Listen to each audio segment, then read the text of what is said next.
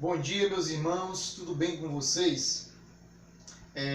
De já eu quero aqui parabenizar a todos que estão se esforçando para aprender um pouco mais sobre a palavra do Senhor.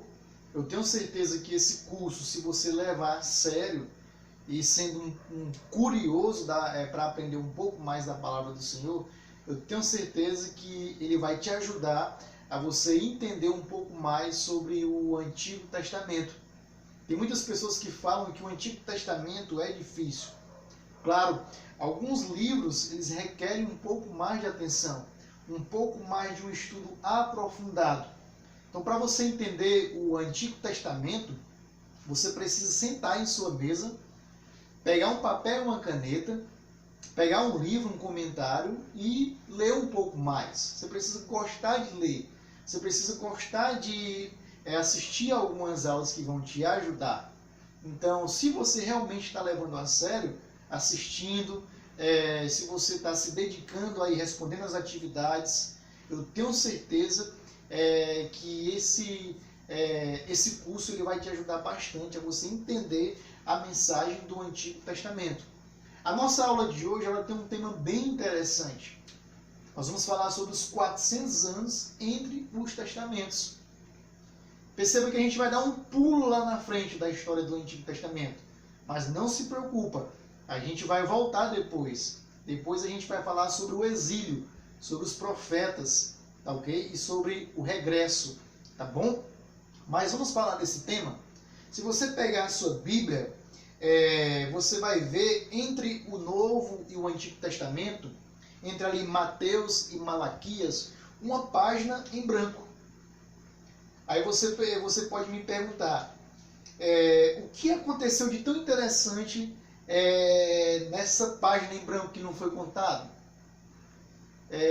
Quantos anos o período que histórico que não foi narrado nessa página durou? Aconteceu muita coisa interessante entre essas duas páginas aqui em branco. E o período que durou foi de 400 anos. E nós vamos estudar sobre isso hoje. Nós vamos aprender um pouco mais sobre os 400 anos de silêncio profético. Por que 400 anos de silêncio? Porque Deus não levantou nesse período nenhum profeta entre Malaquias e Mateus. Entre o livro de Malaquias e Mateus, Deus não levantou nenhum profeta para levar uma mensagem ao seu povo. Por isso que é um período de silêncio. São 400 anos aqui de silêncio. E muita coisa interessante aconteceu nesse período. Nós vamos ver, por exemplo, que houve mudanças políticas, culturais, geográficas e religiosas. Você entra no Novo Testamento e já se depara com o Império Romano, dominando a Palestina, dominando Canaã, dominando o povo de Deus. Você entra no Novo Testamento e vê ali a cultura e o pensamento grego influenciando aquelas nações, inclusive Israel. Você vê, por exemplo, o Novo Testamento sendo escrito em grego, porque naquela época era a língua universal. Você vê o pensamento do culto ao eu, proveniente aí do pensamento helenista, pensamento que se derivava da cultura grega. Nós vemos aqui também algo muito interessante, preste atenção, que Baal e Moloque, nesses 400 anos de silêncio, eles não eram mais adorados. Você vê que o povo de Deus ele aprendeu com o exílio, com a escravidão na Babilônia, com a escravidão na Síria. O povo já não adora mais Baal e Moloque. Em todo o Antigo Testamento, Deus advertiu o seu povo contra a idolatria. Essa idolatria acabou levando eles para o exílio. Quando eles voltam para Israel, certo? Quando houve o regresso, eles não adoram mais Baal e Moloque. Há o abandono, certo? Então, não há mais ali esse tipo de idolatria, mas há um outro. Eles agora não adoram mais imagens. Agora eles vão adorar e idolatrar a letra, a lei de Moisés, mais do que o próprio Deus. E aí vem uma série de erros de interpretação por causa dessa idolatria a questões, a práticas religiosas. Ok? Nós temos aqui mudanças geográficas. Você vê no Antigo Testamento Israel sendo dividida em 12 tribos. Depois ela é dividida em 10 tribos de um lado. No reino dividido, 10 tribos vão para um lado, 2 vão para o outro. E agora, no final do Antigo Testamento, nesse período entre os testamentos, no final da história do Antigo Testamento, Israel é dividido em 5 regiões. Quais são essas regiões? Grave essas regiões na sua cabeça, você precisa aprender, tá bom? Galileia, Samaria, Judeia, Pérea e Decápolis. São 5. Galileia, Samaria, Judeia, Pérea e Decápolis. Nós vamos ver que Israel agora é dividida durante o Império Romano aí nessas 5 regiões. Nós também vemos um grupo de religiosos. No Antigo Testamento, quem era o povo religioso? Os sacerdotes, o sumo sacerdote, os levitas. Agora nós temos aqui partidos religiosos, como os fariseus, os saduceus, os zelotes, os herodianos. Nós vamos aprender sobre eles hoje. Perceba como o Antigo Testamento está acabando. Você está vendo aí, e muitas coisas diferentes vêm surgindo. Outra coisa também, os funcionários religiosos. Existiam os mestres da lei, que eram os escribas. O que era que fazia um escriba? O escriba era um perito nas escrituras do Antigo Testamento. Eles estudavam a fundo e repassavam esse ensinamento para outros estudiosos. Era como se fosse um professor. Eles também tinham o desenvolvimento da oratória, na pregação do Antigo Testamento para o povo de Deus, certo? Então eles eram homens inteligentes que entendiam demais sobre o Antigo Testamento, sobre hebraico, sobre aramaico. E eles escreviam, eles copiavam em rolos a palavra do Senhor. Eles faziam cópias de cópias para que essa palavra ela fosse preservada ao longo do tempo. E nós temos aqui os rabinos, que eram professores mais específicos, eram mestres. Você vai ver que Jesus ele vai ser chamado de rabi. Nós vemos aqui os principais dos sacerdotes, certo? Eram homens que tinham poder, eram sacerdotes que eram bastante influentes, não só na área religiosa, como também na área política. Nós vemos que surgem instituições religiosas no Antigo Testamento. Qual era a instituição religiosa? O templo, certo? Você vê ali o tabernáculo no tempo de Moisés. Com Salomão, o tabernáculo vira o templo. Então, no Antigo Testamento, tabernáculo e templo. No final, nós percebemos que nós não estamos ainda no Novo Testamento. Nós estamos entre o Antigo e o Novo. Nós estamos aqui encerrando a história do Antigo Testamento.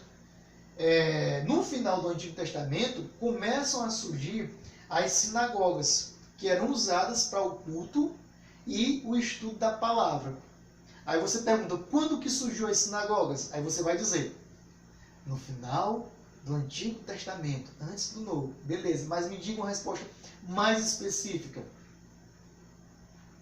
Pensa aí.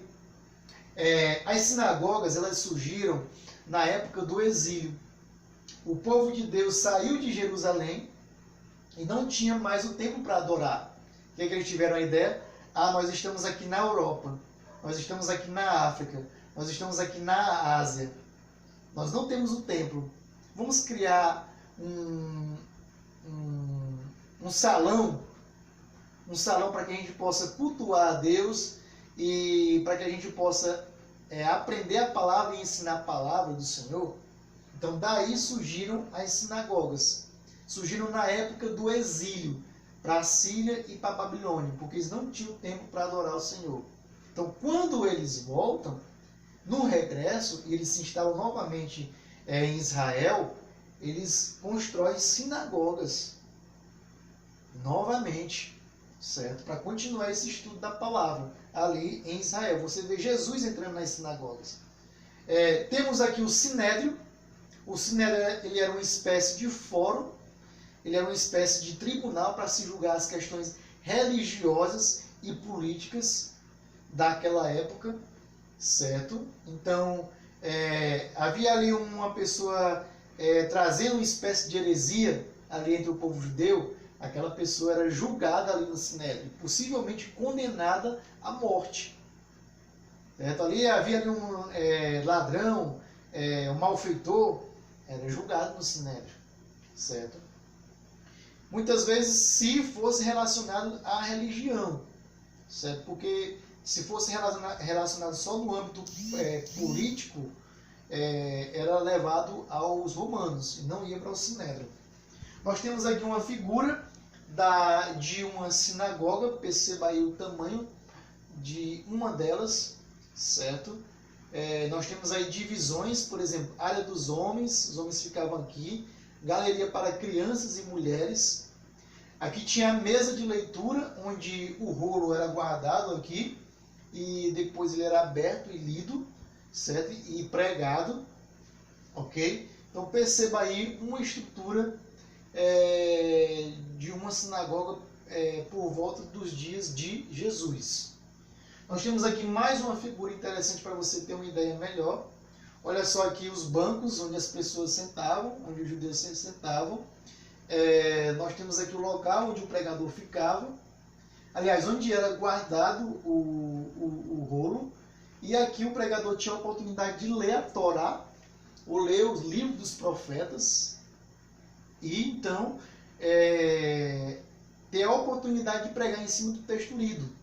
Por exemplo, você vê ali em Lucas capítulo 4 que Jesus ele vai em uma sinagoga, possivelmente um dia de sábado, porque os judeus usavam o sábado para ir às sinagogas, e Jesus abre o livro de Isaías e diz: o Espírito do Senhor está sobre mim, ele me ungiu para trazer liberdade aos cativos, para curar a vista dos cegos e para anunciar o ano aceitável do Senhor.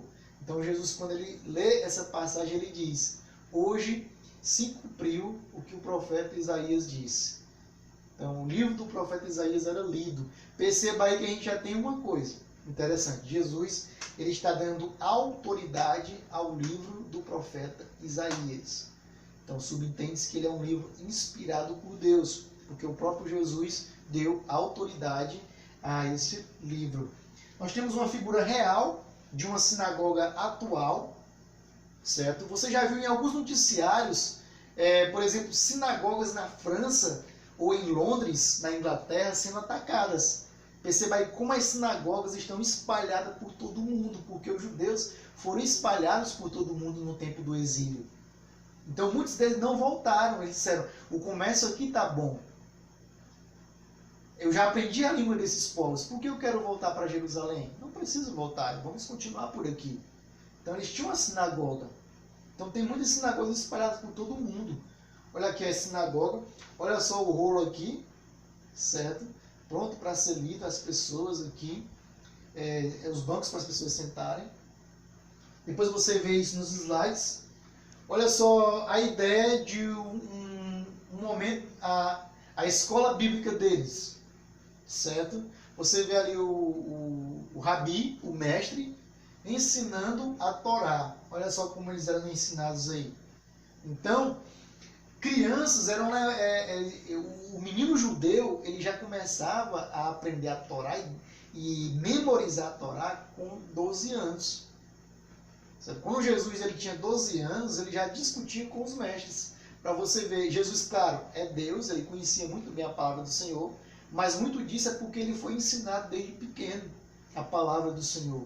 Por isso que ele tinha autoridade quando falava também, porque ele estudava também a palavra. Certo? Então você vê aqui um pouco de como funciona uma sinagoga. E nós vemos a área externa de um tipo de sinagoga. Muitas delas, elas preservam esse modelo, certo? Esse modelo aí de arquitetura, certo? Quero que você fique atento para... Isso aqui não é a sinagoga, é o sinédrio.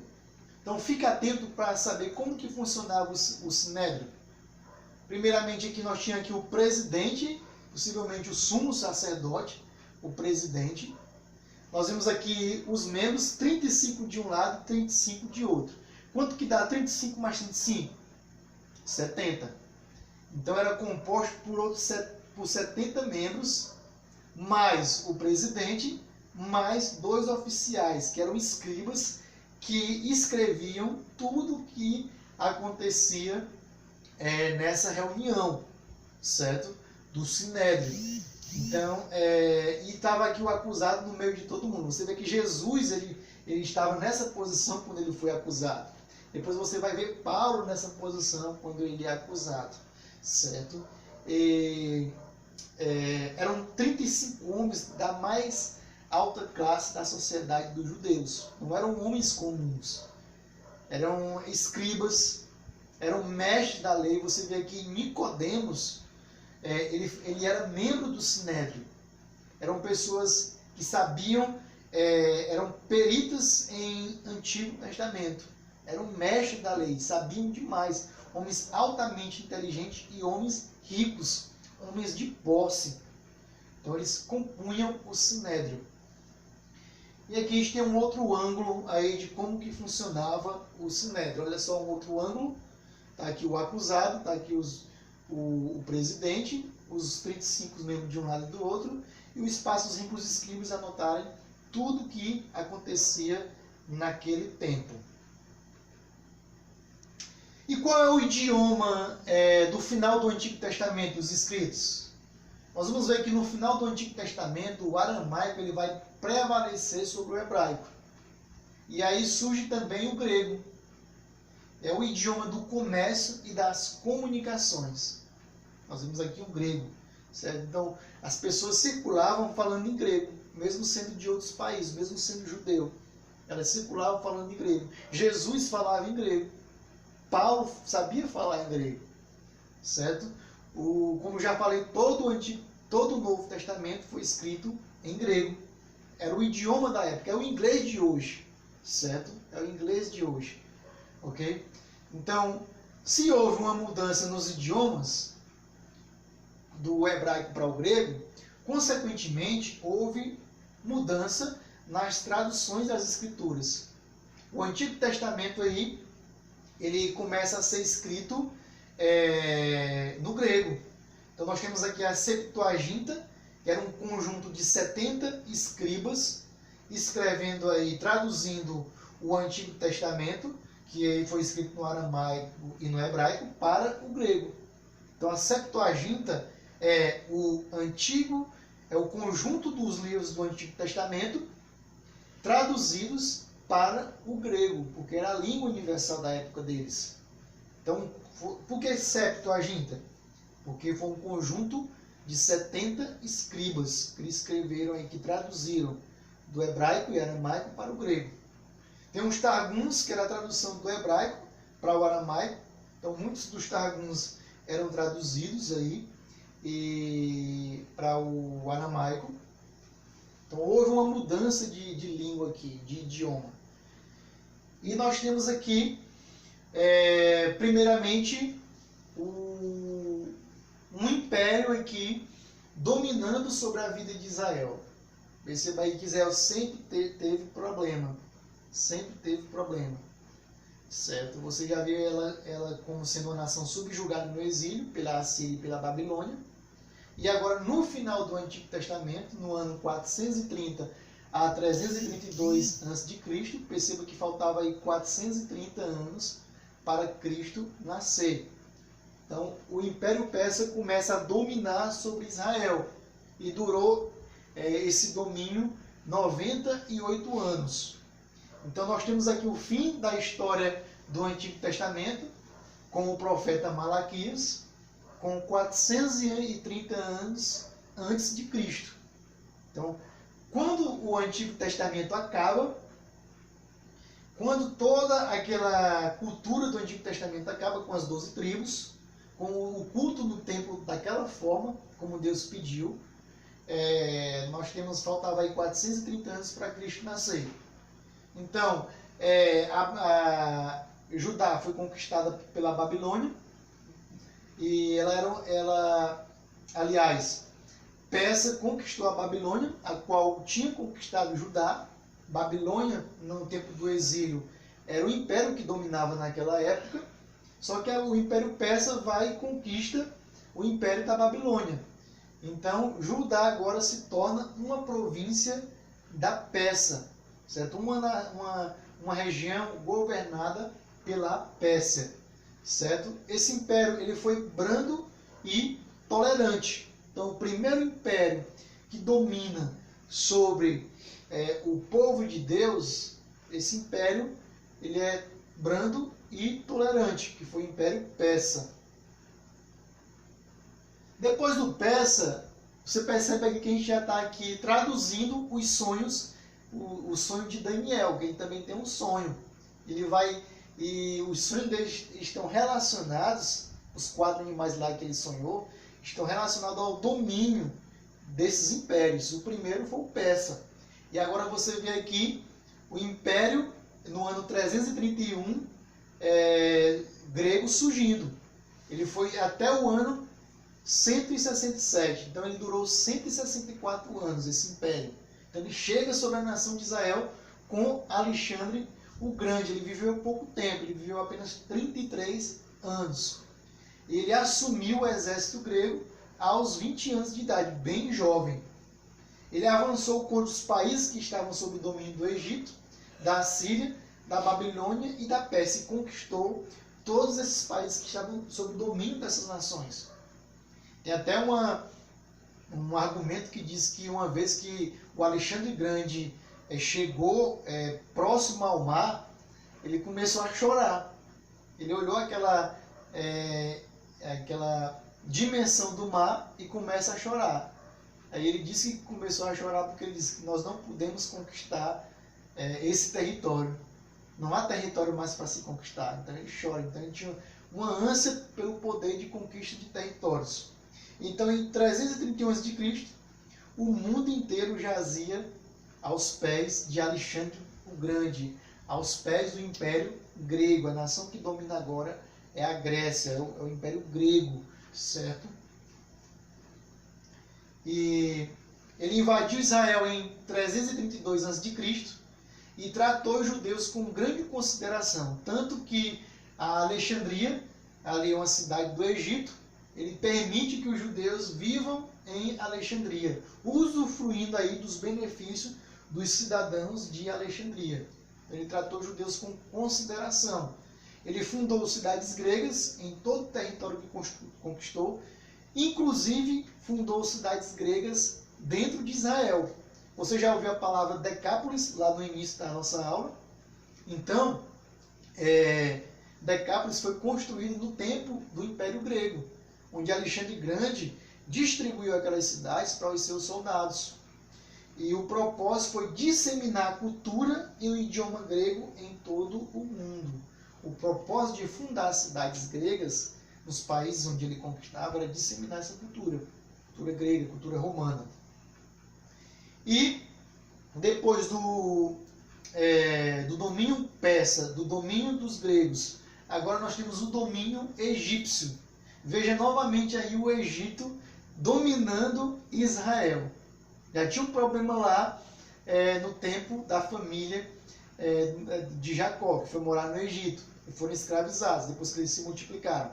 Mais uma vez aí o Egito dominando sobre Israel. Quanta humilhação essa nação passou. Quanta humilhação. Nós temos aqui a era dos Ptolomeus.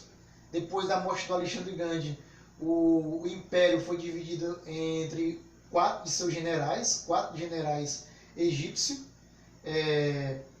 Então a Síria, por exemplo, ela foi destinada a Seleuco, dinastia da Seleucida, e o Egito, a Ptolomeu, dinastia dos Ptolomeus. Então, o Império de Alexandre o Grande sendo aí dividido. Perceba aqui que o que o slide está tentando mostrar é que Israel foi dividida entre esses quatro, não o Império do Alexandre o Grande. Então, uma parte ficou com a Síria, destinada a Seleu, dinastia Seleucida, e uma parte a Ptolomeu, a dinastia dos Ptolomeus, com o Egito. Depois da morte do Alexandre Grande, Israel ficou só sob o domínio da Síria, de 301 a.C.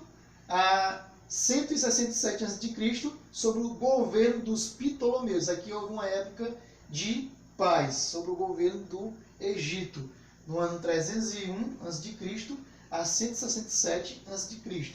No começo ficou somente com a Síria, depois ele fica com Egito, território israelense. Aí nós temos aqui a figura do Antíoco Epifânio, o Grande, que ele era o rei sírio, da dinastia dos Seleucidas, e em 1998, aliás, em 198 a.C., ele tomou de volta Israel para a Síria. Então, o início foi tolerante. Durante o Antíoco Epifânio foi tolerante, certo? O domínio sírio. Depois, nasce aí a figura do Antíoco quarto Epifânio, em 175 a 164 a.C. E esse aí ele foi mais rigoroso, ele tentou exterminar os judeus, certo? Porque os judeus se recusaram a abandonar a sua religião e a sua identidade. Então, ele tentou exterminar os judeus. Ele até profanou o templo de Salomão, onde ele ali sacrificou um porco naquele templo e derramou o sangue do porco naquele templo. Você percebe que os judeus eles olhavam o porco como um animal impuro, eles não comiam carne de porco, certo? Então esse Antíoco Epifânio IV, certo? Ele sacrifica como uma forma de zombar a religião do povo judeu. E nós temos aqui a era dos Ptolomeus. Nós temos aqui o mesmo Antíoco levantando um altar a Zeus, que era o principal deus grego. Ele levanta esse altar exatamente no templo. Perceba mais uma zombaria, além de sacrificar aí o porco. Ele proibiu o culto no templo e a circuncisão sob pena de morte. Então aí os judeus não poderiam, no domínio egípcio, cultuar o Senhor do templo e nem circuncidar-se. Você lembra aí da circuncisão? O que é a circuncisão? Você lembra? Vou ensinar para você o que é a circuncisão. A circuncisão foi uma aliança que Deus fez com o povo judeu. Essa aliança ela era elaborada com um corte do prepúcio do órgão genital masculino. Então, o pai da criança, no 8º dia de nascimento da criança, ela tinha apenas 8 dias de vida, era cortada ali o seu prepúcio, do seu órgão genital. Então, o que é que estava dizendo? O que é que simbolizava esse corte do prepúcio? Simbolizava assim: eu estou fazendo uma aliança com o Senhor.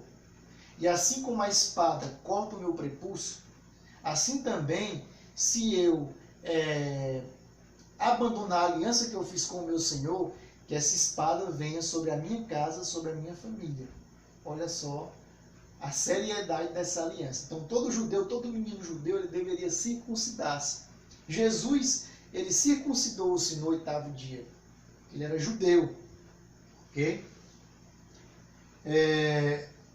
Mas, continuando aí no Antíoco IV Epifânio, ele vendeu milhares de famílias judaicas à escravidão, destruiu todos os exemplares das escrituras que pudessem ser achados. Perceba aí o domínio egípcio aí. Foi um tempo de crise. Perceba como essa nação sofreu. E nós não entramos ainda no Novo Testamento. Nós estamos aqui no final do Antigo para entrar no Novo. E essa nação sofrendo nas mãos do Império Egípcio ainda. Ele recorreu a todas as torturas concebíveis ao povo judeu também. Ok? Nós temos aqui, depois do Império Egípcio, nós vamos agora para o Império dos Macabeus. Qual foi o primeiro império? No tempo dos 400 anos? Persa. Depois do Persa, o Império Grego. Depois do Império Grego, o Império Egípcio, dividindo ali com a Síria. Ok? E agora nós temos aqui o período dos Macabeus. Você já viu uma Bíblia católica? Na Bíblia católica tem 1ª e 2ª Macabeus. Ele vai narrar esse período histórico aqui do período dos Macabeus. Realmente existiu, ok? Mas ali o livro, você vai aprender depois aqui, que ele não é um livro inspirado, mas apenas um livro que narra uma história que realmente aconteceu, foi real. E aconteceu no ano 167 a.C. até o ano 163. Então, começa aí com... Era um sacerdote judeu. Ele é judeu. Ele tinha um intenso patriotismo. Ele amava a nação de Israel. E o seu nome é Matatias. Ele teve 5 filhos guerreiros. Judas, Jonatas, Simão, João e Eleazar. Nós vamos ver aqui que o seu filho também... Aqui é o Judas Macabeus. Ok?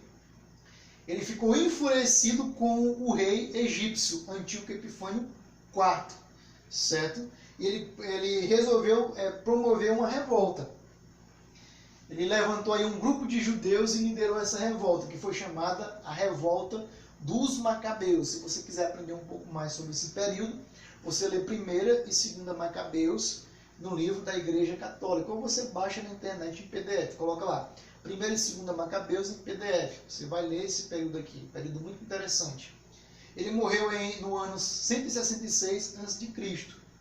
E ele foi sucedido pelo seu filho Judas, Judas Macabeus. Certo? E nós temos aqui a figura de Judas. Ele foi um guerreiro de notável gênio militar. Ele conquistou Jerusalém em 165 a.C. Então você vê aí Jerusalém sendo reconquistada pelos judeus do Império Egípcio no ano 165 a.C. Faltava 165 a.C. Anos para Cristo nascer.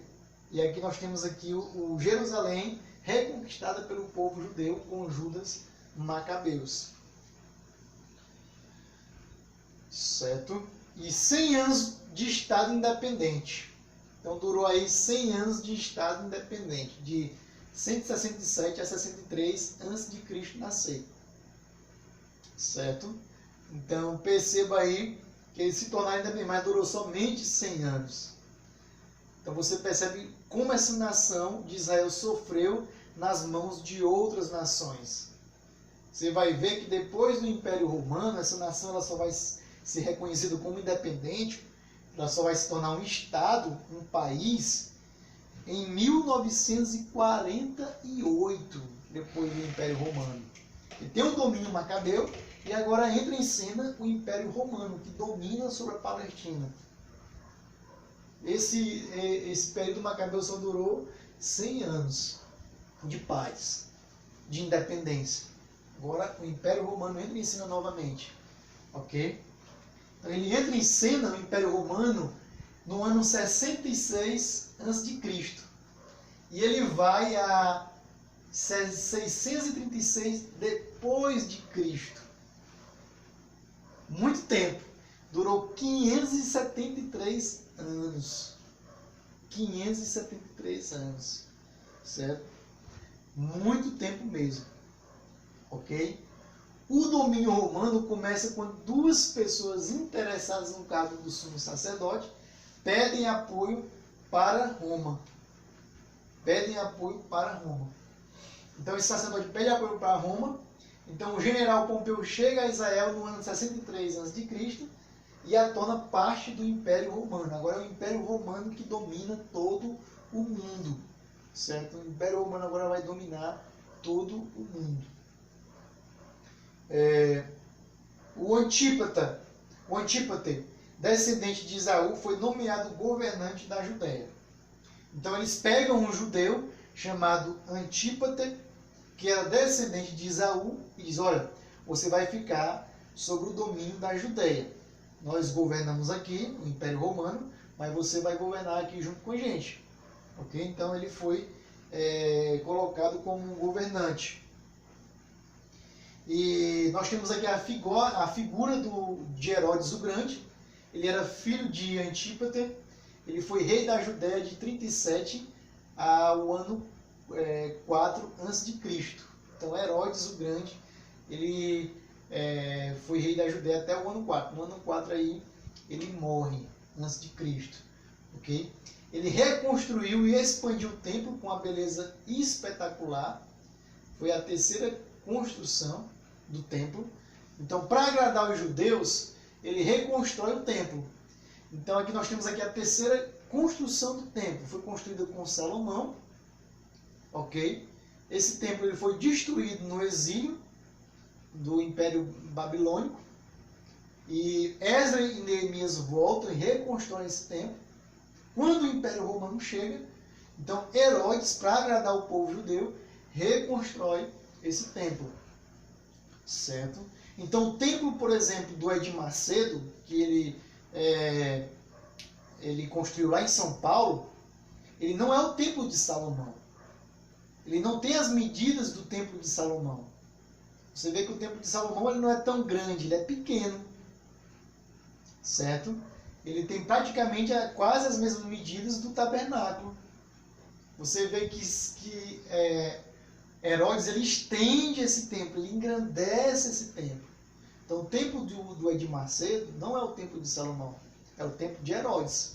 Mas claro, o Edir Macedo não vai colocar o nome, o templo de Herodes, porque não vai gerar ali interesse do povo ir lá. Se ele colocar o nome de Salomão, gera interesse. Entendeu? Ele era brutal e cruel. Ele matou a primeira esposa, Mariana, e 3 dos seus filhos. Perceba como esse homem era louco. Brutal e cruel. Ele governava a Judéia quando Jesus nasceu.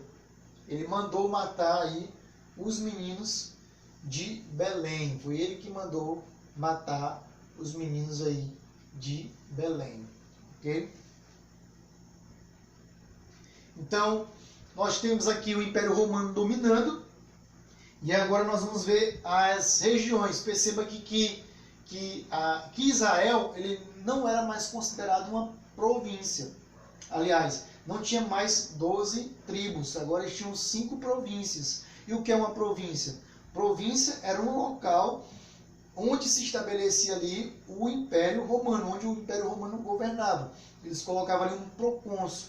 O que era um procônsul? Era o governador daquele local, ok? Aquela região. Então, quais são? A gente já estudou lá no início. Tu lembra dela? Quais são elas? Olha aqui, ó. Nós temos a Judéia, aqui. Quais eram as cidades mais famosas da Judéia? A própria Jerusalém, onde tinha o Templo de Salomão. Betânia, onde morava quem? Lázaro, Marta e Maria, eram amigos de Jesus. Nós temos Belém, onde Jesus nasceu. Nós temos aqui a cidade de Emaús. Lembra de Emaús, onde os 2 discípulos iam caminhando pela estrada? Eles estavam indo embora de Jerusalém, porque Jesus havia morrido. Então, Jesus ressuscita e ele vai no encontro do discípulo que iam para Emaús no caminho. Aí, por que vocês estão voltando para Emaús?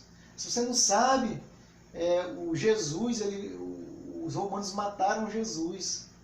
Aí, quando eles descobrem que é Jesus, quando eles jantam com Jesus, eles reconhecem Jesus, eles voltam para Jerusalém. Nós temos aqui Samaria, certo? Os judeus não se davam bem com Samaria. Quando os judeus queriam ir a Galiléia, eles passavam pela Pérea, eles faziam um caminho maior para chegar a Galiléia. uma viagem maior, porque eles não gostavam dos samaritanos. Nós temos aqui Galileia. Jesus, ele é chamado de Galileu. Você lembra por que Jesus é chamado de Galileu? Porque ele morou na cidade de Nazaré. Ele passou a sua infância lá em Nazaré. Então, por isso que ele é chamado de Galileu. Nazaré é uma cidade da região da Galileia. Nós temos várias outras cidades, como, por exemplo, Caná, da Galileia. Lembra de Caná? O que aconteceu em Caná? Jesus transformou a água em vinho em um casamento. Nós temos Cafarnaum, próximo ao mar da Galileia, Genezaré, certo?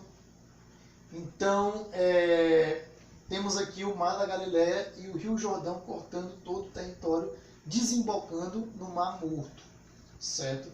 Então, Judeia, Samaria, Galileia. Do outro lado, nós temos aqui Pérea e Decápolis, certo? Pérea e Decápolis, ok? Decápolis é um conjunto de 10 cidades criadas na época de Alexandre o Grande para os seus soldados. E Galileia tinha cerca de 80 a 48 km de área, é uma região fértil de grandes rotas comerciais. Os galileus eram facilmente identificados pelo seu sotaque e pelo seu dialeto. Eles tinham um sotaque, um dialeto que eles eram facilmente identificados, ok? Vamos ler aqui Mateus 26, 73. Vamos ler aqui Mateus 26, 73. Só um minuto.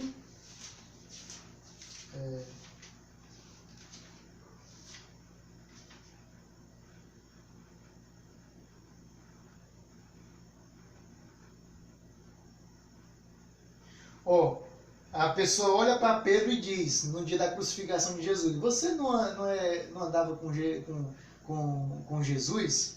Aí diz assim, pouco tempo depois os que estavam por ali chegaram a Pedro e disseram, certamente você é um deles, o seu modo de falar o denuncia. Então, você é um dos galileus que andava com Jesus, que o seu modo de falar o denuncia. Eles desprezavam os galileus. Pode vir alguma coisa boa de Nazaré? Jesus, pode vir alguma coisa boa de lá? Eles desprezavam os galileus. Jesus passou a maior parte do seu ministério nessa região. Ele passou a maior parte do ministério pregando sobre o reino de Deus na Galileia, certo? Foi habitado por imigrantes pagãos no período do cativeiro da Assíria, por isso também o preconceito, certo? Porque alguns imigrantes pagãos habitaram ali, então o povo foi levado como cativo para a Síria. Alguns imigrantes moraram ali, certo? Samaria é o centro de Israel, era um pouco menor que a Galileia. Rompimento religioso e político com os judeus. Os samaritanos não se davam bem com os judeus. Os judeus evitavam viajar através de Samaria, como eu falei. E por que eles evitavam? Porque na época do exílio, alguns samaritanos ficaram. E eles se casaram com alguns povos que foram morar ali. Então eles não se davam bem. E também tinha a rixa do templo de Jeroboão, que os judeus adoravam bezerros de ouro, os samaritanos, e os judeus ficavam adorando no templo. Então tinha essa rixa, esse preconceito.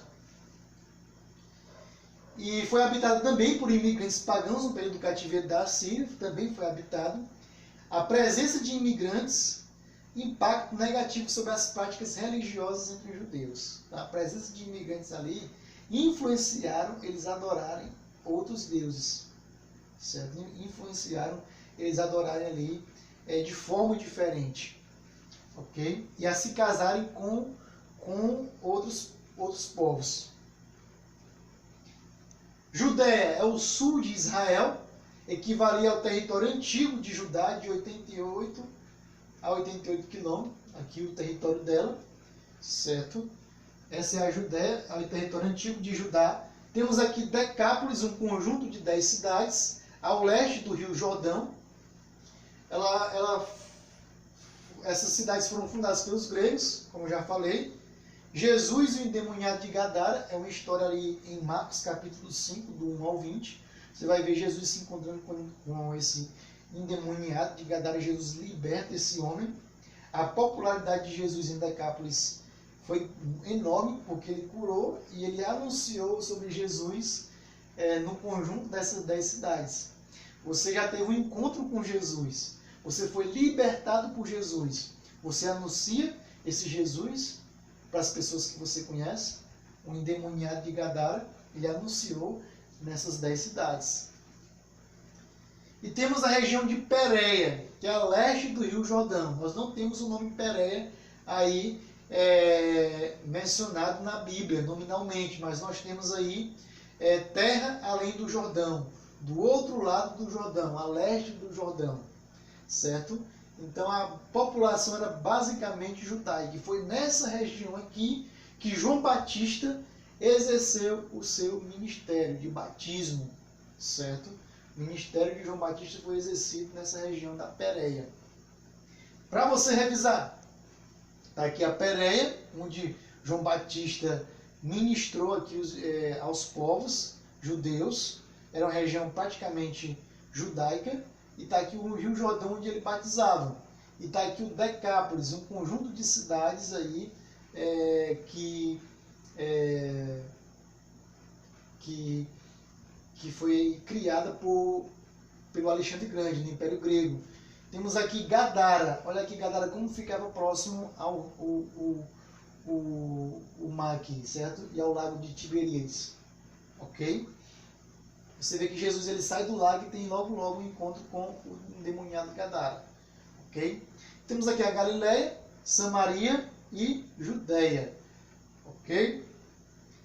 E para você ter uma noção, atualmente, de quais países fazem limite com Israel. Está aqui Israel, nós temos aqui o mar Mediterrâneo. Ao norte, ele faz fronteira com o Líbano e com a Síria, certo? Ao leste, com a Jordânia. Ao oeste, com o mar Mediterrâneo. E ao sul, com o Egito e com a Arábia, nem com a Arábia Saudita, né? Que já é o Mar Morto. Ok? Ao sul é com o Mar Morto e com o Egito. Só para você ter uma